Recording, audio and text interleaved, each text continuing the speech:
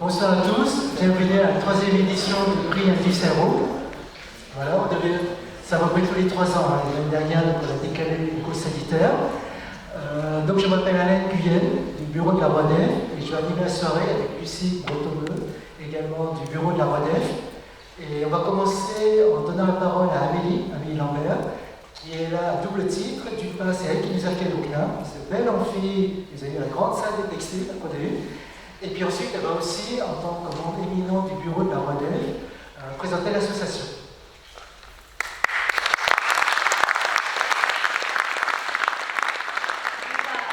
Bonsoir à tous. C'est un plaisir de vous accueillir ce soir au CNAM pour cette 3e édition du prix Indus Cerveau. D'autant plus que le CNAM se prête tout particulièrement à cet événement, puisque c'est un établissement qui est spécialisé en formation continue. Et donc, il y a beaucoup de relations avec le monde industriel. Et en plus, c'est au CNAM qu'a été fondée la première chaire de recherche opérationnelle du CNAM, il y a déjà plus de 45 ans, qui a été portée par le professeur Robert Faure, qui était un éminent chercheur en recherche opérationnelle. Et donc, je vais vous présenter rapidement la société.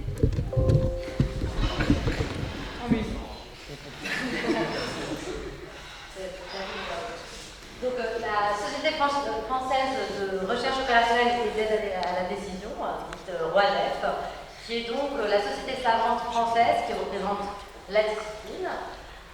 Et notre rôle, pour ceux qui ne le savent pas encore, est donc de promouvoir et de favoriser la recherche opérationnelle et la décision en France.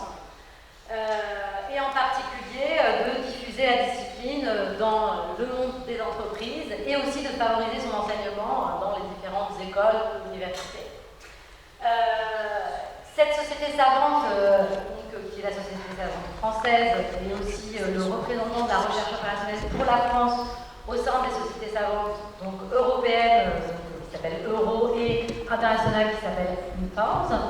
Et c'est une société savante qui regroupe plus de 1000 chercheurs, donc à la fois dans le domaine académique, mais aussi dans le domaine industriel. Et elle a actuellement, en 2022, une vingtaine de partenaires, donc soit académiques, soit industriels. Et donc je vous ai mis les petits logos pour que vous représentiez les différents partenaires qu'on peut avoir. Donc il y a un certain nombre d'entreprises qui sont représentées ici, ou pas, et aussi des laboratoires de recherche, comme le LAMSTAS, etc.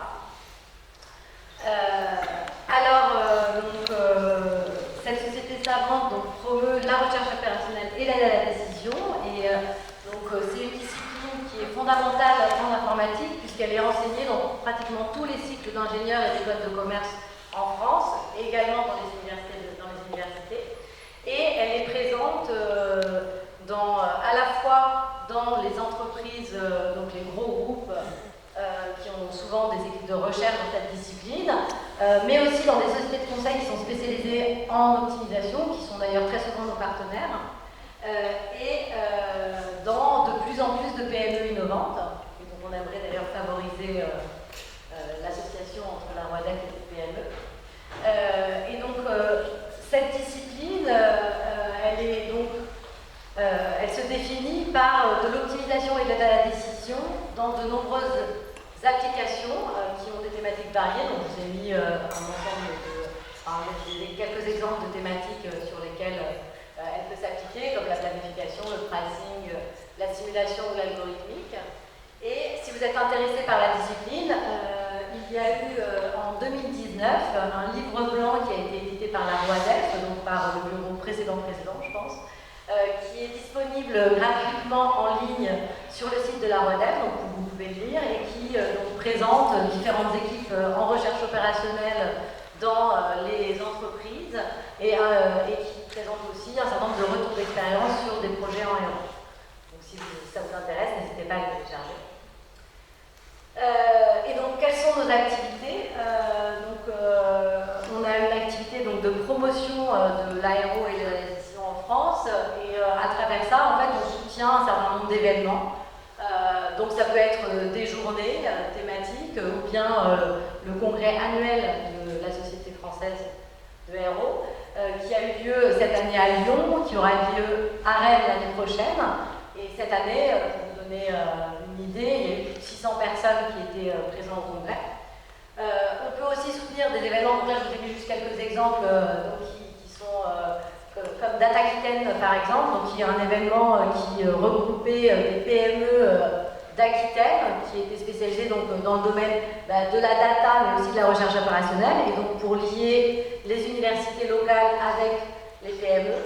Ou alors on soutient des événements qui sont plus pérennes, comme par exemple les journées franciliennes de recherche opérationnelle qui ont lieu 2 à 3 fois par an, qui ont des thèmes variés et dont le principe c'est un tutoriel le matin et l'après-midi des exposés variés donc qui peuvent être donnés soit par des académiques, soit par des industriels sur le domaine en question.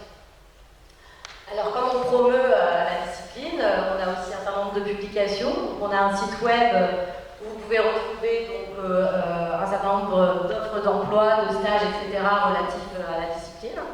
Donc pour accéder au forum, maintenant il faut être membre de l'association.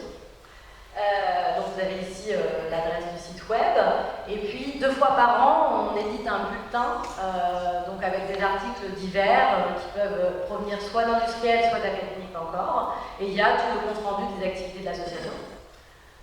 Et on soutient aussi 2 revues scientifiques qui sont ForOR et RRO.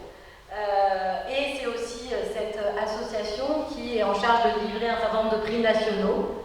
Donc, par exemple, on délivre le prix du meilleur mémoire de master en RO chaque année. On délivre aussi le prix du meilleur article étudiant à la conférence. Il y a également le prix Robert Ford qui est délivré tous les 3 ans à 3 chercheurs qui récompensent des jeunes chercheurs de la discipline. Et donc, bien évidemment, le prix Indus-Héros qui est aussi tous les 3 ans et pour lequel vous êtes là ce soir. Voilà, je vous remercie.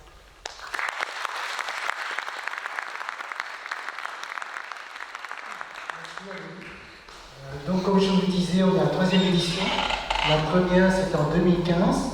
C'était Decision Amadeus qui l'avait emporté avec un outil d'optimisation pour les aéroports. En 2018, c'est Decision Brain avec le fameux VLib à Londres. Et donc ce soir, on retrouve à nouveau Decision Brain, c'est les habitués, c'est quelques autres. Voilà, donc on voulait remercier le jury qui a participé. Donc le principe du prix, vous l'avez compris, il y a un jury qui sélectionne 3 finalistes, ensuite c'est le public qui vote. C'est la grande homogénéité du prix. Et donc dans le jury cette année, voilà, le rassemblement, c'était présidé par Menten Ostieux. Et donc ils ont sélectionné parmi un certain nombre de dossiers, très bons dossiers. Pour vous dire la vérité, à la limite j'ai eu 2 dossiers. Donc j'ai harcelé gentiment tous mes collègues.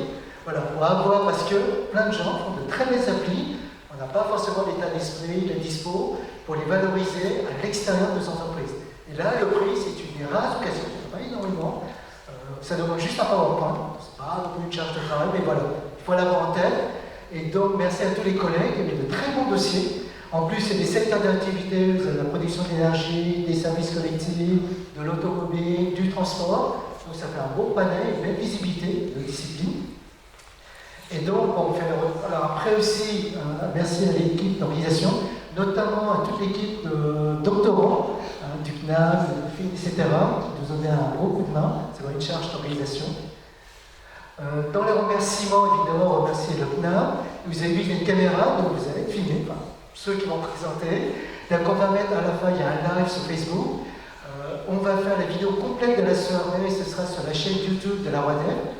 Donc vous le savez peut-être, depuis le congrès ROIDEF, on a une chaîne YouTube, on met des vidéos, alors pas seulement des vidéos de tutoriaux académiques, ça on a l'habitude, il y a aussi des retours d'expérience industrielle et des témoignages industriels, c'est ça je pense notamment aux étudiants, c'est absolument intéressant. Voilà, donc c'est les CIE et la jeune entreprise qui s'occupent de la partie vidéo, et ils vont en plus, cerise sur le gâteau, faire une petite vidéo au format 2-3 minutes qu'on mettra sur les réseaux sociaux, pour faire aussi la pub de l'événement. Mais l'idée derrière, vous l'avez compris, c'est de faire la promotion d'un héros en France. Et là, donc place aux finalistes, donc chacun va présenter, vous avez le format, chacun c'est 15 minutes chrono, donc Lucie va être impitoyable de terminer. Ensuite 10 minutes de questions, peut-être qu'on souhaite que l'assemblée, que le public et pour poser des questions. Donc il y a 2 micros qui vont se balader. Voilà. Et puis ensuite, vous allez voter avec une appli, donc Lucie va vous expliquer tout ça. Bonsoir à tous, je m'appelle Nicolas Bornamour, je suis ingénieur en optimisation chez LocalSolver. Et bonsoir à tous, je suis Baptiste Leblanc et je suis product owner chez ESUS au sein de l'équipe digitale. Et pour commencer, je vais vous parler un petit peu d'ESUS. Je pense que vous ne connaissez pas forcément l'entreprise. Donc ESUS, c'est une entreprise du secteur du BTP qui propose plusieurs services à ses clients qui sont des chantiers de construction. L'activité principale d'ESUS, c'est l'évacuation des terres et des déchets de chantier, mais également l'apport de matériaux sur les chantiers. Et pour cela, ESUS va en fait déployer différentes expertises qu'elle va offrir à ses clients. Une expertise pour trouver les meilleures solutions de traitement des terres et des déchets de chantier. Une expertise également pour assurer la logistique sur les chantiers. Et une expertise pour assurer la traçabilité des terres évacuées conformément à la réglementation en vigueur. ESUS est également engagé pour réduire les impacts environnementaux et pour ça, ESUS va chercher à optimiser les flux logistiques mais également à encourager une logique d'économie circulaire dans le secteur du BTP où les terres évacuées vont être réutilisées sur des rendez. Donc la mission d'ESUS, c'est de valoriser les terres en garantissant au maximum leur réemploi. LocalSolver est une société spécialisée dans l'édition de logiciels. Nous développons un solver d'optimisation qui s'appelle LocalSolver comme entreprise, qui est un solver qui permet de résoudre de manière efficace et de manière générique un grand nombre de problèmes d'optimisation qui sont rencontrés dans l'industrie. À côté de cette partie édition de solver, on a également une activité de service dans laquelle nous développons des solutions sur mesure et adaptées aux besoins de nos clients, notamment pour les entreprises qui n'auraient pas forcément les compétences en interne, les ressources pour le faire. C'est via cette activité de service que nous allons travailler avec ESUS sur le projet que nous allons vous présenter ce soir. Donc chaque jour, un ensemble de chantiers vont déléguer leur logistique d'évacuation de terres excavées et de matériaux de construction auprès d'ESUS. Les chantiers sont principalement situés en Ile-de-France, qui est la région qui concentre la majeure partie de l'activité d'ESUS aujourd'hui en France. Par exemple, un chantier va pouvoir concrètement demander l'évacuation de 10 tours de terre inerte. Donc la terre inerte, ça correspond à la terre qui n'est pas polluée, vendue par ESUS à 320 € par tour. On va parler de tours pour le transport, parce que le transport s'effectue intégralement en chargement complet. C'est-à-dire que les camions vont alterner entre trajet à plein et trajet à vide. De façon à régler cette terre, on va avoir un ensemble de centres de traitement qui vont pouvoir l'accueillir, la traiter et la valoriser. Par exemple, une prestation de traitement ici à 150 € par tour. Comme le disait Baptiste, on a également des chantiers qui vont avoir besoin de remblais, qui sont des solutions d'évacuation qui sont généralement assez intéressantes d'un point de vue économique, mais qui sont contraintes en capacité. Alors il faut noter que c'est quand même le chantier qui va évacuer sa terre vers un chantier qui a besoin de remblais qui va payer pour le remblai. Et enfin, pour le transport, ESUS ne dispose pas de flotte de camions en propre, donc ils vont s'appuyer exclusivement sur des dépôts de camions d'entreprises externes. On va également avoir une possibilité de transport qu'on appelle à la volée.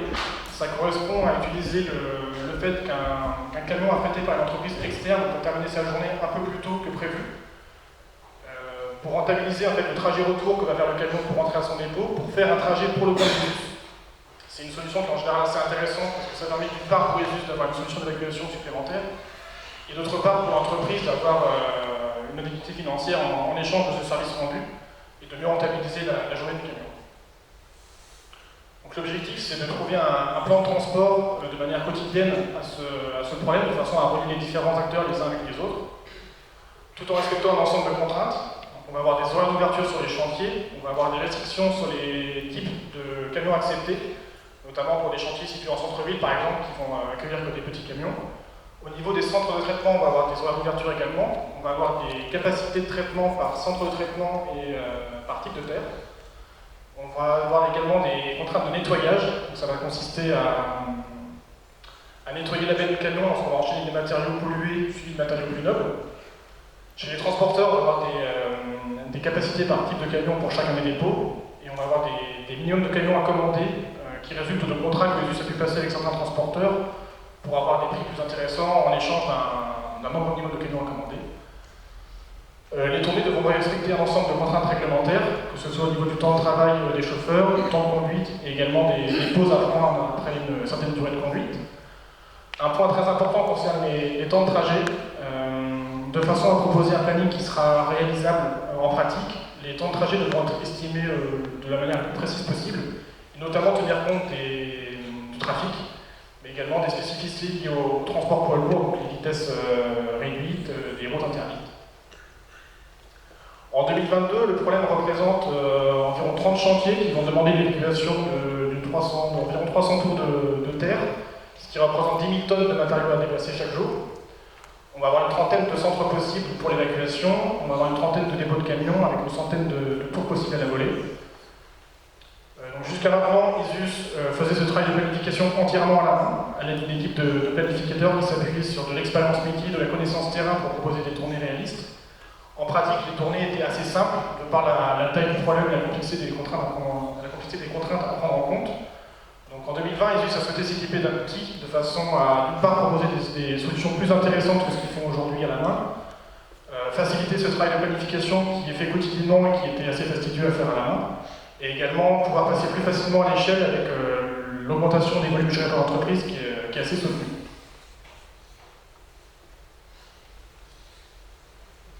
Du côté des US, nous avons développé une application en interne qui permet en fait de paramétrer les données de l'optimisation avant de les envoyer vers le solver d'optimisation. Et donc dans cette application, on trouve plusieurs paramètres disponibles et on a notamment deux objectifs d'optimisation possibles. Un premier objectif de maximisation des bénéfices qui peut mener à ne pas planifier certaines demandes clients qui seraient non rentables. On a aussi un deuxième objectif de maximisation de la demande réalisée qui va nous permettre en fait de planifier l'ensemble des demandes tout en maximisant le bénéfice. Cette application elle nous permet également de contrôler la complexité des tournées générées par le moteur d'optimisation avec plus ou moins de mutualisation entre les chantiers à évacuer. Elle nous permet également de prendre en compte un certain nombre de contraintes propres à chaque chantier, transporteur ou centre de traitement, et notamment, pour vous donner des exemples, les horaires d'ouverture d'un chantier ou le temps de chargement d'un camion sur un chantier qui peut varier d'un chantier à un autre. Donc, toute cette souplesse que nous offre cette application, elle est très importante pour nous permettre de planifier dans le secteur du BTP où les contraintes peuvent vraiment évoluer d'un jour à l'autre. La résolution du problème s'appuie sur une approche par génération de tournées. Donc, dans un premier temps, on va utiliser un algorithme d'énumération intelligent de façon à générer des tournées candidates intéressantes qui vont prendre en compte un certain nombre de contraintes, notamment toutes les contraintes qui s'appuient uniquement sur une seule tournée, donc les tournées prises une à une. Donc, ça va contenir les contraintes sur le trafic, les contraintes sur les pauses réglementaires, les limites de temps de travail, la limitation de la complexité des tournées, qui revient à paramétrer l'énumération de cette manière. Les contraintes de nettoyage reprend des contraintes d'horaire. En sortie de cette algorithme d'énumération, on va avoir environ 5 millions de routes. Par la suite, on va lancer un modèle de combinaison. On va extraire des routes intéressantes de ces 5 millions de tournées, de façon à en garder 50 000. Et on va chercher la meilleure combinaison de ces 50 000 tournées avec les possibilités à la volée, de façon à les mettre en concurrence. On va avoir un ensemble de contraintes gérées également dans cette partie combinaison, toutes les contraintes couplantes qui vont coupler en fait, différentes tournées entre elles, donc la capacité des centres, le nombre de camions à utiliser chez les transporteurs par exemple. Et en sortie, on va avoir du coup la solution finale qui va contenir une cinquantaine de tournées avec des possibilités à la volée à côté de ça. Le temps de résolution maximum autorisé est de 5 minutes, de telle manière que le client puisse vraiment jouer avec le moteur, tester des paramétrages différents, mettre à jour les données lors de la planification qui est faite la veille pour le lendemain. Cette approche de résolution a l'intérêt de pouvoir gérer en fait, un ensemble de contraintes qui sont assez difficiles à gérer classiquement avec des solvers d'optimisation même très génériques. Donc, toutes les contraintes qui sont en gras ici, qui sont gérées en fait en amont de la résolution, ce qui fait qu'en sortie, on aura nécessairement des tournées qui respecteront ces contraintes.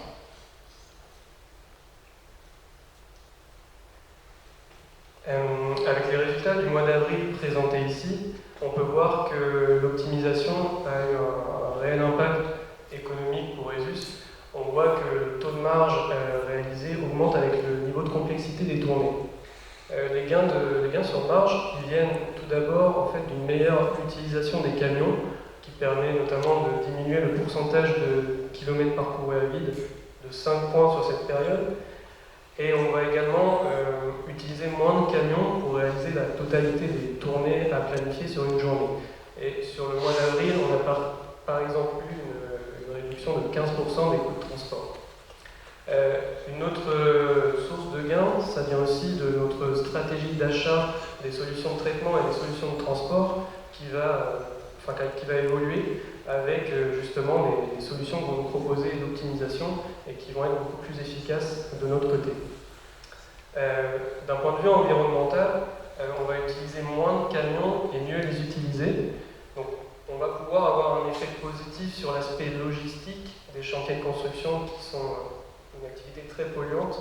Alors, du coup, en utilisant moins de camions et en les utilisant mieux, on va pouvoir réduire une partie des émissions carbone sur la partie logistique. Pour rentrer un peu plus dans le détail des tournées, de l'optimisation et des tournées proposées, je vais vous parler de ces deux exemples. Avant ça, je voudrais juste mentionner qu'avant l'optimisation, notre équipe de planification, en fait, elle travaillait de façon très simple, c'est-à-dire qu'elle avait planifié les tournées à évacuer sur un chantier en prenant en considération juste un couple chantier-centre, et voilà, faire une logique de schéma de rotation de 5 tours entre ce chantier et ce centre. Et avec l'optimisation, on a des tournées plus intéressantes et plus complexes à mettre en place. Sur le premier exemple que vous voyez à gauche, sur la carte de gauche, on a 6 tours qui sont évacués. Un premier chantier au sud de la carte qui est évacué vers le centre de traitement situé en haut à gauche, c'est le point vert. Et ensuite un deuxième tour qui est fait entre le chantier juste à côté et le centre un peu plus sur la droite. Et ce schéma-là est répété 3 fois, donc pour un total de 6 tours. En fait, sur cette tournée-là d'optimisation, elle profite en fait du fait qu'on ait un chantier et un centre situés dans la même ville. Ça va nous permettre en fait de construire une tournée optimisée très efficace qui nous permet une économie de 18% sur le coût de transport et une réduction aussi du kilométrage réalisé à vide de 25%. On a un autre exemple de tournée à 6 tours sur la droite avec c'est une tournée où traditionnellement sans optimisation, on n'aurait fait que 5 tours sur le chantier et le centre situé sur la partie gauche de la carte. Là où vous avez un 5 entre flèches. Là, avec l'optimisation, ça nous permet en fait de rajouter un tour supplémentaire en début de journée, en profitant en fait que le premier chantier soit situé sur la route d'approche du camion depuis son dépôt.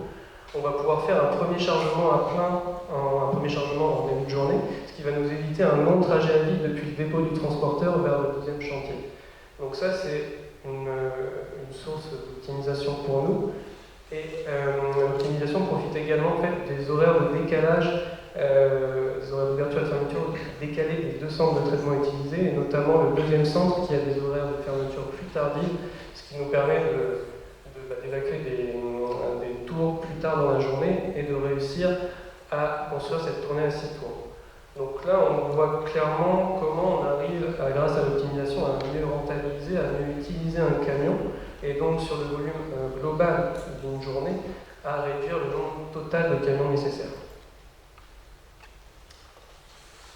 D'un point de vue organisationnel, chez ESUS, on a 3 grands enjeux à prendre en compte. Un premier enjeu qui est de changer la vision et les pratiques actuelles des planificateurs pour les faire évoluer d'une logique de planification et d'optimisation unitaire chantier par chantier vers une approche globale où on va tenter de mutualiser plusieurs chantiers dans une même tournée. On a un deuxième enjeu qui est de faire évoluer la relation avec les transporteurs pour petit à petit les inclure dans la construction de tournées plus efficaces et plus optimisées. On a ensuite un dernier enjeu qui est de sensibiliser les équipes à l'importance de la qualité des données au sein de notre entreprise, des données qui sont du coup, pour nous très importantes pour avoir des résultats les plus pertinents en sortie des dispatchs qui se trouvent au bout de la chaîne de nos applications. Et pour conclure, avec les ambitions et les perspectives de croissance d'ESUS sur son domaine d'activité et un volume de tours à gérer quotidiennement de plus en plus important, ESUS Dispatch, donc l'outil d'optimisation, c'est vraiment un atout très fort pour nous, pour ESUS, pour soutenir cette croissance et pour aider nos équipes à gérer quotidiennement et à optimiser la planification logistique. Merci à vous. Merci.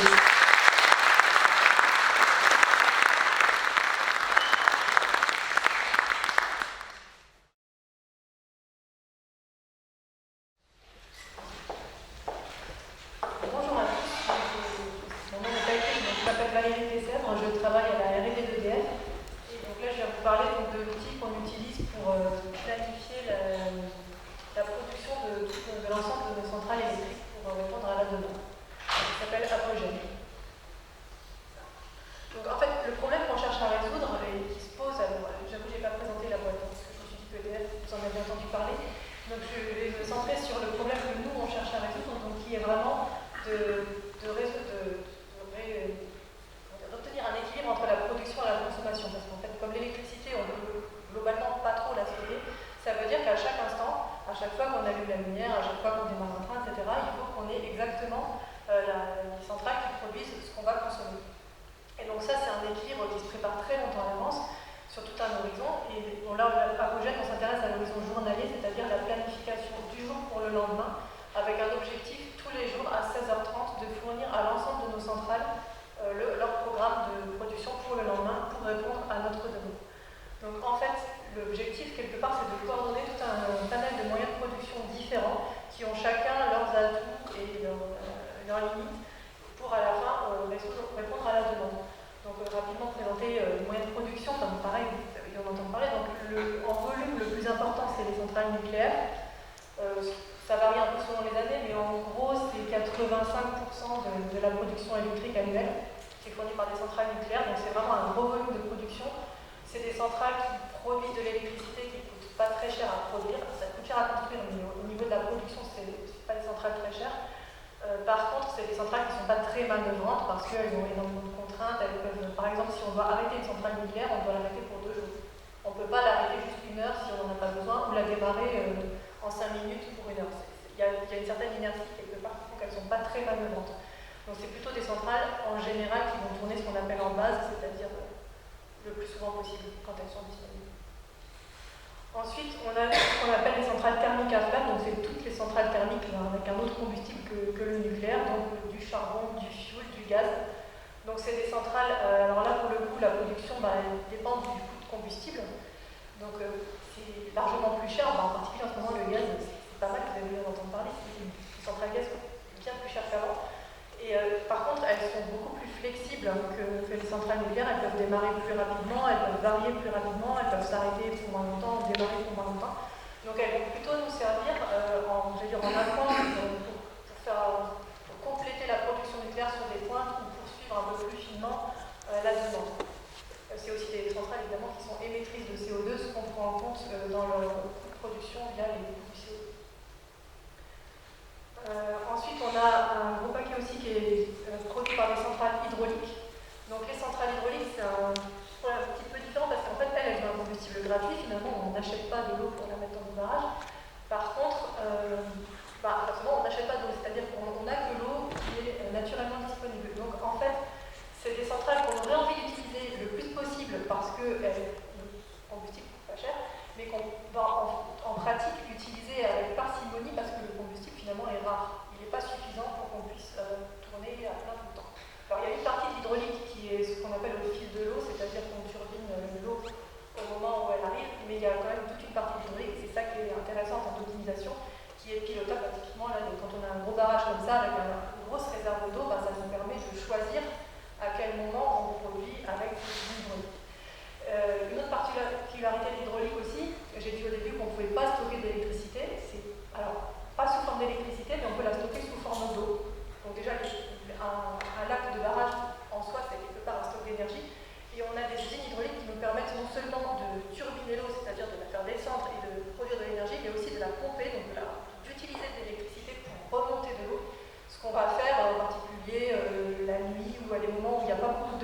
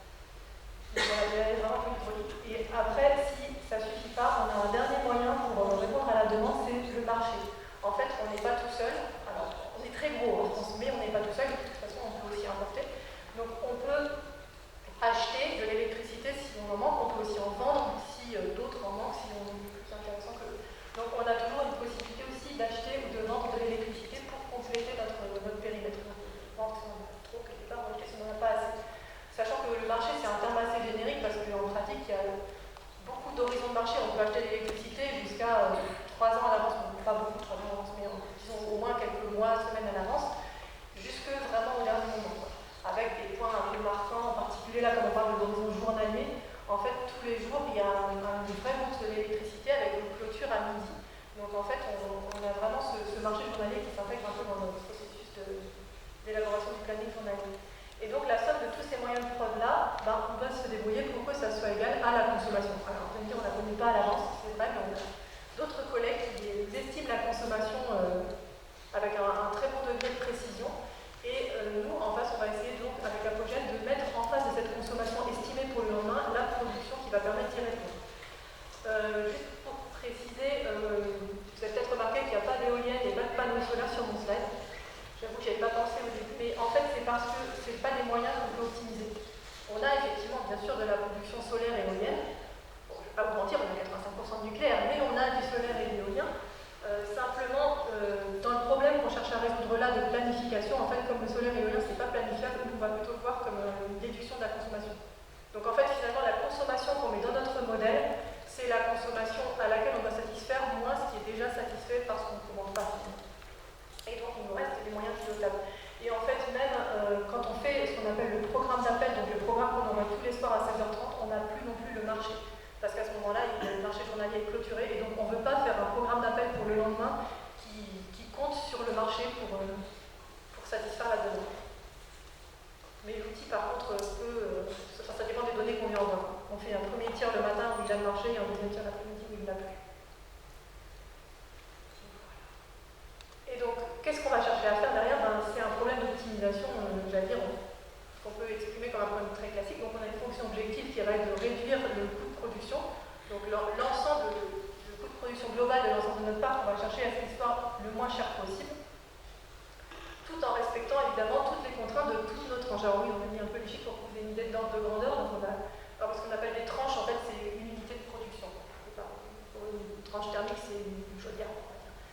Donc on a 56 tranches nucléaires, donc elles sont indépendantes en gros, on a une vingtaine de tranches thermiques, et par contre les usines hydrauliques on en a énormément, on en a 440.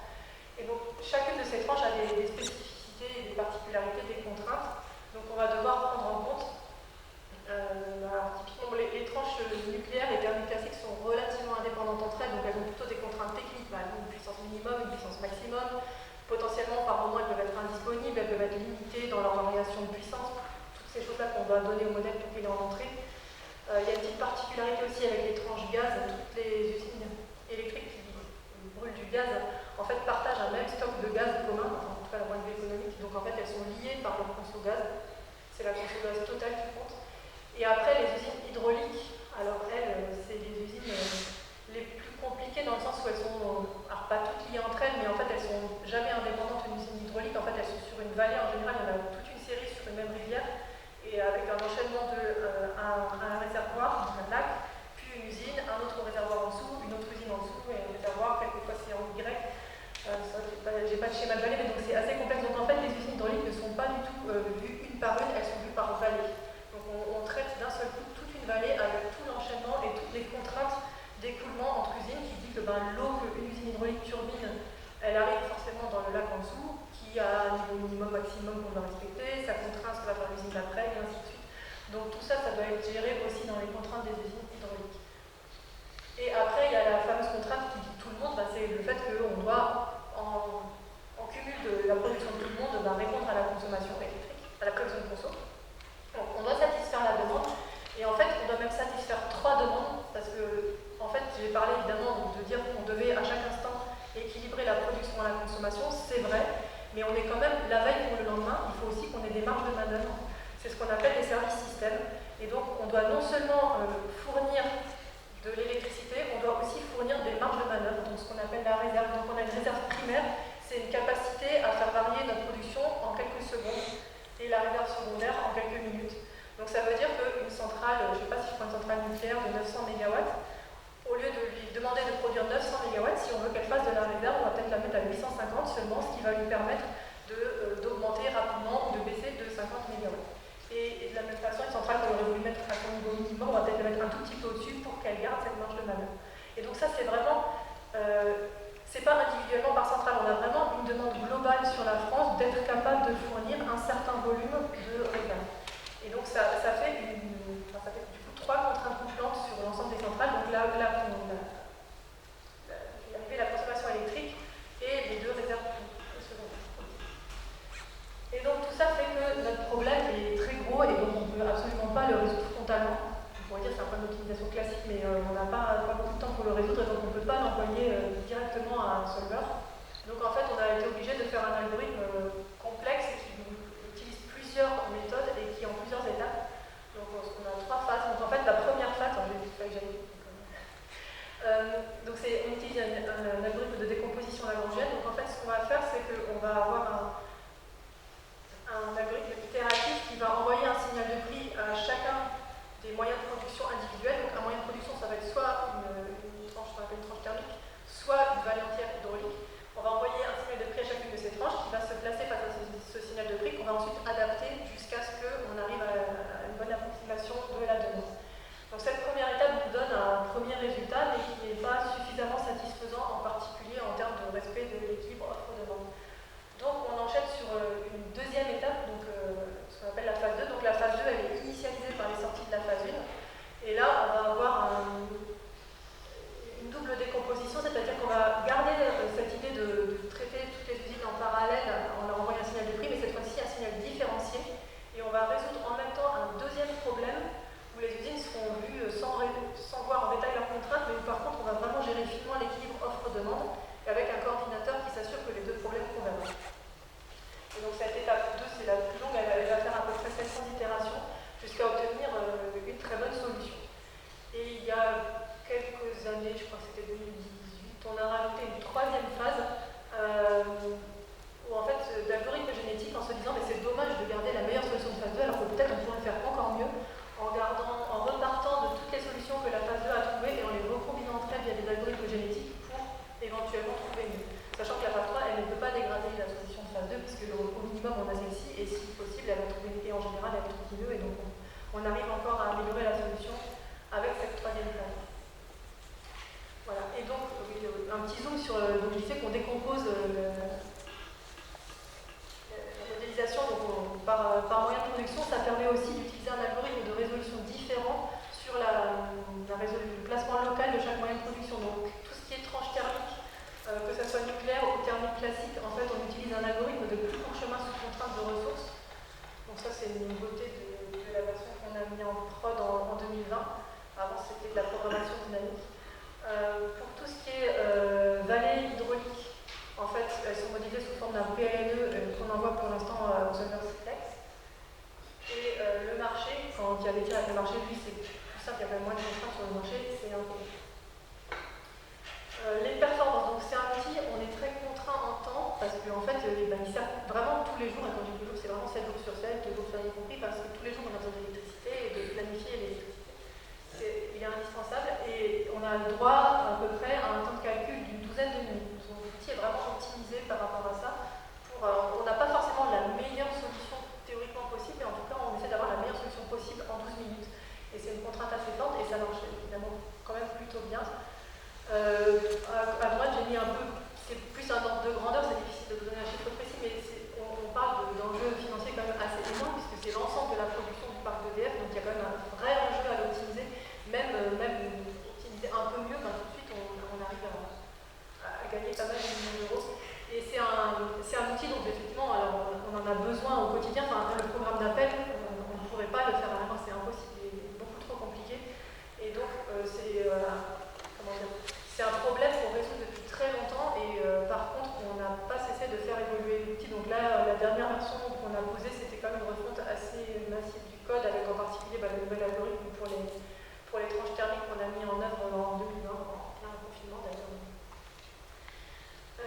Voilà, et on continue de travailler dessus, soit pour améliorer encore une méthode d'optimisation, pour aller chercher plus d'optimalité. On essaye aussi de voir si on peut remplacer éventuellement Simplex par des solvers spécifiques qu'on aurait développés nous.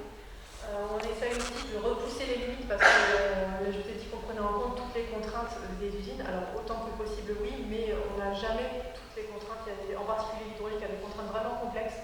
Donc on en prend le maximum. Et après les programmes sont vérifiés à la main et repris quand ça ne correspond pas. Et donc évidemment l'objectif c'est d'avoir le plus possible des programmes qui n'ont pas besoin d'être retouchés. Et après on a aussi la prise en compte de l'évolution. On est obligé de faire évoluer l'outil parce que je suis arrivée au bout. Le contexte évolue et juste pour le fun, on a pu montrer avec Apogène, et dans le cadre on a un projet européen, l'intérêt de pomper et de turbiner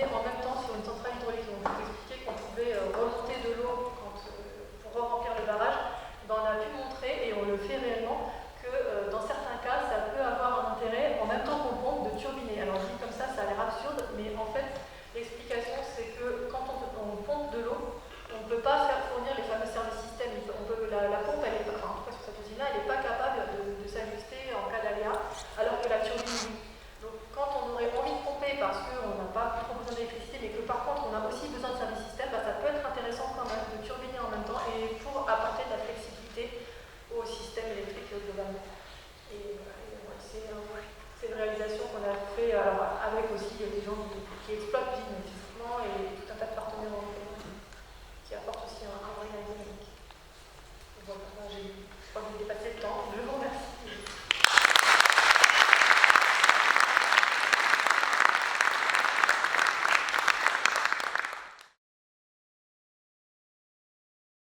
Bonsoir, je m'appelle Guillaume Morfayel, je suis chef de l'équipe projet Decision Brain. Je vais vous présenter le projet qu'on a fait avec Toyota Thailand pour améliorer le processus de logistique à nous. Alors je vais vous présenter les deux entreprises pour commencer, puis je vous parlerai du problème et l'approche de résolution qui se base sur la méthodologie Pejunka, et enfin nous parlerons des résultats obtenus. Alors, Decision Brain est un éditeur de logiciels, d'outils de la décision, pour aider nos clients à améliorer leurs opérations. Notre expertise se concentre autour de 4 domaines principaux: la gestion de la production, la logistique, la gestion de la main-d'œuvre et la maintenance.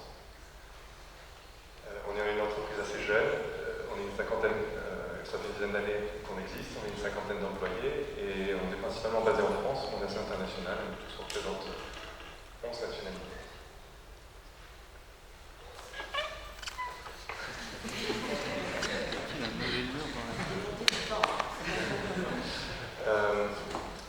Donc ce projet on l'a fait avec une filiale de Toyota Motors qui s'appelle Toyota Daihatsu Engineering and Manufacturing, qui est basée en Thaïlande, dans la banlieue de Bangkok.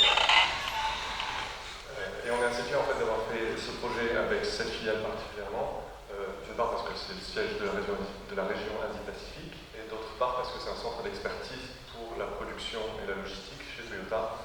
Donc ça veut dire qu'en fait les autres équipes de production et de logistique des autres pays viennent régulièrement en Thaïlande travailler avec les équipes de planification et de production thaïlandaises parce qu'ils sont en avance sur un certain nombre de sujets, ils ont des bonnes pratiques et ils sont plus efficaces que nous.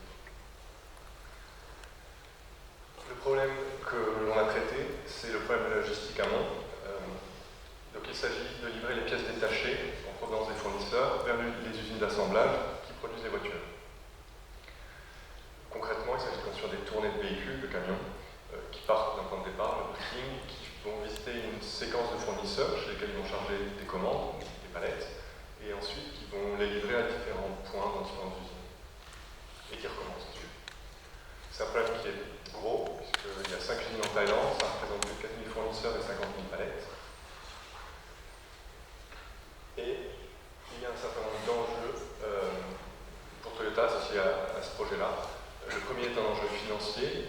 Il s'agit de réduire de 5% les coûts de transport par automatisation. C'est-à-dire que l'équipe de planification a un processus et l'objectif c'est d'essayer de le répliquer et par une exploration plus systématique de l'espace de solutions obtenir une réduction des coûts des meilleures solutions. Un autre objectif c'est celui de réduire le temps de planification. Alors l'équipe elle est composée de 7 planeurs pour ces 5 usines-là. Et avant la mise en place du projet, il passait une semaine, tous les mois, il passait une semaine pour construire un plan pour ces usines. Et ensuite une deuxième semaine avoir des interactions avec l'équipe opérationnelle qui faisait des retours sur le plan qu'ils proposaient, donc qui pouvait faire des modifications, etc. Donc 2 semaines c'est assez long, en particulier une semaine pour la première solution. Donc comme on l'a rappelé, si on arrive à leur libérer du temps, ils savent le mettre à profit de manière très judicieuse. Et enfin, le but c'est aussi d'améliorer la flexibilité de la planification, notamment lorsqu'il y a des grosses variations de demande, par exemple lors de la mise en production de nouveaux modèles de voitures. En termes de chronologie, le projet a commencé avec 1 mois de découverte de besoins et de validation des fonctionnalités avec les équipes sur place, puis 8 mois de développement avec des interactions régulières avec les planeurs pour avoir des retours sur les solutions qu'on leur propose et pouvoir interagir. Une première phase, on s'est focalisé sur les algorithmes d'optimisation, qui a duré 4 mois, et une deuxième phase où on a fait l'interface de notre application et on a intégré des retours utilisateurs et continué d'améliorer nos algorithmes pour proposer des solutions plus meilleures. Finalement, l'application a été mise en production en juin 2020 sur les 5 usines de Thaïlande. Donc, une des particularités de ce problème de logistique, il vient de Toyota lui-même et de la volonté d'appliquer la méthodologie Pejunka, qui est une méthodologie de production nivelée, qui vise à avoir une stabilité dans les plans et vers bas. Donc cette stratégie elle est appliquée à toute la chaîne de production et donc la chaîne logistique doit elle aussi la suivre. La stabilité doit se retrouver à plusieurs niveaux dans les solutions. À un niveau macro, on veut une stabilité d'un mois sur l'autre entre les plans qui sont mis aux opérations. Ça se traduit aussi par l'approche planifiée pour une journée et exécutée pour un mois. Donc en fait, les plans qu'on construit, ils recouvrent 24 heures, donc une journée, et ils vont ensuite être exécutés pendant un mois, tous les jours à l'identique. On a une stabilité donc d'un mois sur l'autre, à l'intérieur d'un mois, d'une journée à l'autre. On doit aussi avoir de la stabilité dans les plans qu'on fournit, c'est-à-dire que les tournées dont je vous parlais, en fait, elles sont groupées en routes, et à l'intérieur d'une route, les tournées doivent être le plus similaires possible en termes de fournisseurs que l'on visite, de commandes que l'on charge et de nombre de palettes de volume chargé. Donc ça se traduit par le processus de planification qui est décrit à droite. Tous les mois, le siège au Japon envoie les objectifs de production mensuels qui sont consolidés en commandes de pièces détachées, les demandes par TDM, et qui crée un premier plan de transport qui est donc très proche du mois précédent. Et ensuite un processus d'amélioration itérative contrôlé par les planificateurs qui permettent de réduire les coûts, mais en même temps, plus on change les routes pour réduire les coûts, plus on s'éloigne de la solution du mois précédent. Tout ça c'est maîtrisé par les planificateurs. Ce processus-là, donc on a essayé de le reproduire avec une heuristique, une parmi d'autres heuristiques de notre application, que je vous présente ici, qu'on appelle l'heuristique de stabilité, et qui se décompose en deux phases. La phase constructive d'abord, qui commence par prendre donc, les routes du mois en cours, qui sont en train d'être exécutées, et les demandes du mois prochain. Et on commence par mettre à jour les routes avec les nouvelles demandes, c'est-à-dire que les volumes ils peuvent avoir augmenté, diminué, certaines demandes ont disparu, d'autres sont apparues. On a une solution partielle avec certaines demandes pas encore planifiées. Donc dans une deuxième étape, on crée des nouvelles routes pour ces demandes-là. À ce moment-là, on a une solution qui est très proche du mois précédent, mais qu'on peut améliorer. Et donc là, l'utilisateur peut dans l'application choisir un certain nombre de routes pour les améliorer et donc garder le contrôle sur cet équilibre entre réduire le coût et garder la stabilité. Et donc à l'intérieur des trois algorithmes en jaune, mais aussi des autres heuristiques qu'on a dans notre application, il y a un élément central qui est la construction de routes. Et la construction de routes, en fait, ça passe par la résolution de trois problèmes d'optimisation successifs. Et donc c'est cet enchaînement de problèmes qui fait que c'est un problème complexe, en plus de la taille, et il est innovant parce qu'en fait, il y a assez peu de littérature sur le sujet.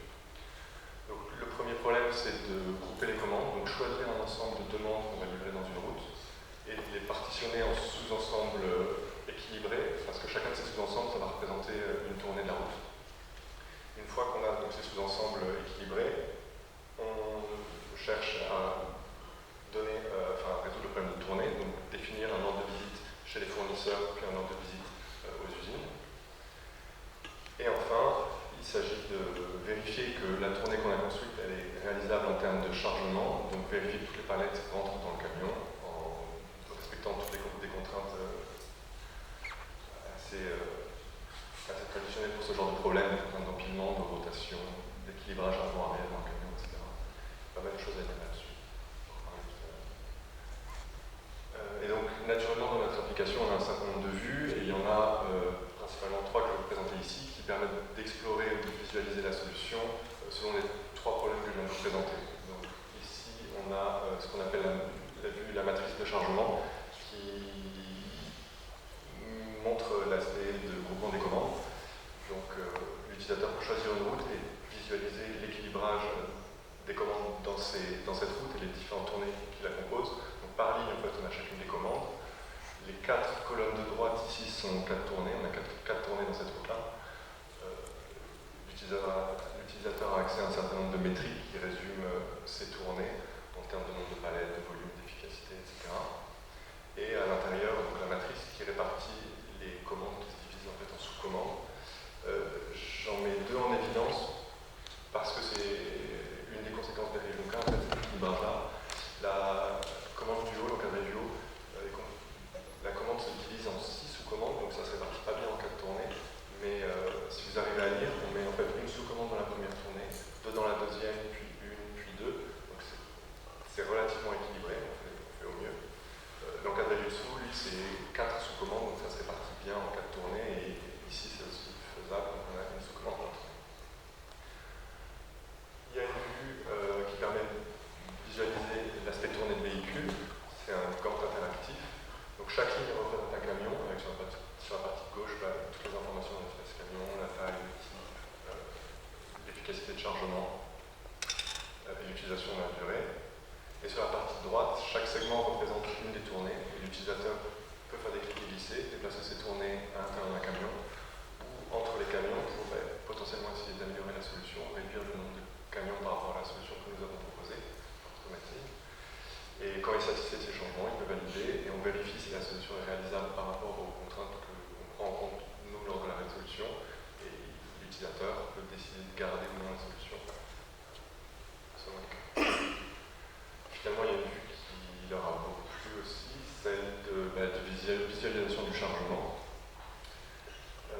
Donc l'utilisateur peut choisir la route, la tournée, le conteneur qu'il veut visualiser, il apparaît en dessous. On peut colorier les palettes par type de palette ou par fournisseur, et il peut interagir avec cette vue-là, c'est-à-dire la faire tourner, zoomer, dézoomer pour inspecter le chargement, parce que des fois il y a un peu comme des questionnements sur comment on fait pour remplir le camion.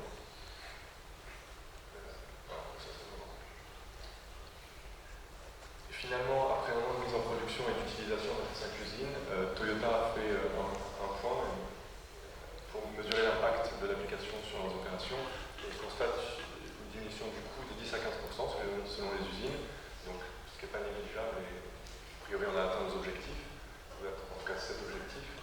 Et la réduction du coût, en fait, elle passe par une amélioration sur les 3 aspects du problème. On consolide mieux les commandes dans les routes, on tire mieux parti du volume des camions, on les charge plus, et en même temps on arrive à les router un petit peu mieux, à réduire le temps de transport et en fait les kilomètres.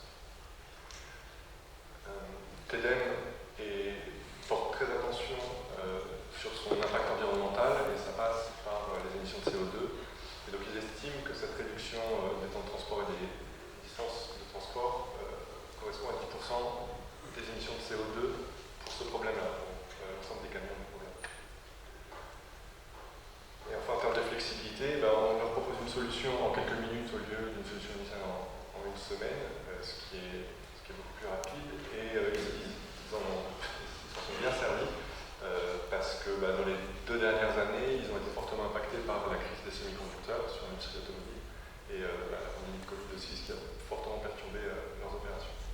Pour Decision Brain, ce projet est aussi un succès, puisque déployer un nouveau logiciel dans 5 usines en 2 mois, c'est pas mal. Et donc c'est un peu un témoignage de notre approche, le fait d'avoir des interactions régulières, ça a permis de rester en ligne avec les objectifs du projet, et en même temps que les algorithmes qu'on a mis en œuvre proposent des solutions qui sont intéressantes pour TEDEM. Et